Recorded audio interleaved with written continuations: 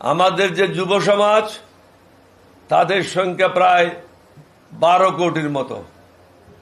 এই যুব সমাজ 12 কোটি হলো আমাদের সেনাবাহিনীর সদস্যদের মতো। বাংলাদেশকে সহজভাবে নেওয়া উচিত হবে না। বাংলাদেশ হলো 303 বুলেটের মতো, ছোট ছিদ্র করে ঢুকবে, বড় ছিদ্র করে বের হবে।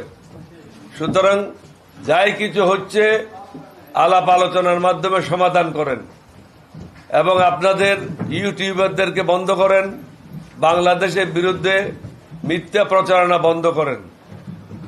না হলে আমাদের পক্ষ থেকে আমাদের লোকদেরকেও আমরা বলবো তোমরাও ভারতের বিরুদ্ধে প্রচারণা শুরু করো। তাহলে কি হবে? দুই দেশের মধ্যে উত্তেজনা হবে।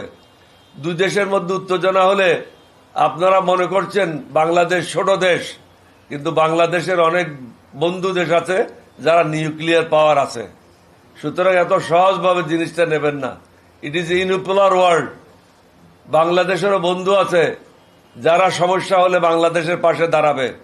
ডক্টর ইউনূসের হাতকে আমরা শক্তিশালী করার জন্য যা যা করা প্রয়োজন, বর্তমান সরকারকে শক্তিশালী করা যা যা প্রয়োজন, এলডিবির পক্ষ থেকে আমরা সেটাই করব। আমি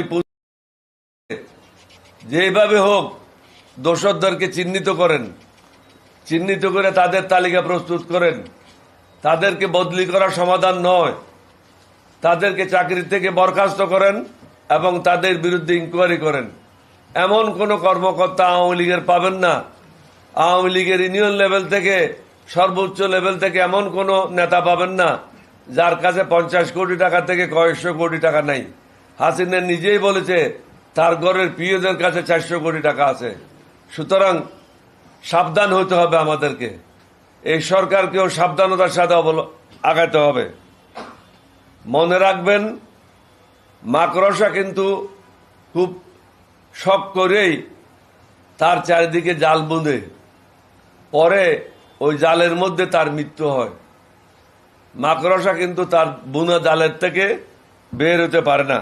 অতীতে অনেকে এরকম ধ্বংস হয়েছে, আগামীতেও এরকম ধ্বংস হবে। যে অন্যের জন্য গর্ত খোদাই করে পরবর্তীতে সে নিজেই ওই গর্তে পতিত হয়। সুতরাং আমার ক্ষতি করবেন, কারো ক্ষতি করবেন, নিজে আরামে থাকবেন, এটা মেনে নেওয়া যায় না এবং এটা চিন্তাও করবেন না। আল্লাহ রব্বুল আলামিন হলো চূড়ান্ত ক্ষমতার মালিক, জনগণ কোনো কিছুর মালিক না।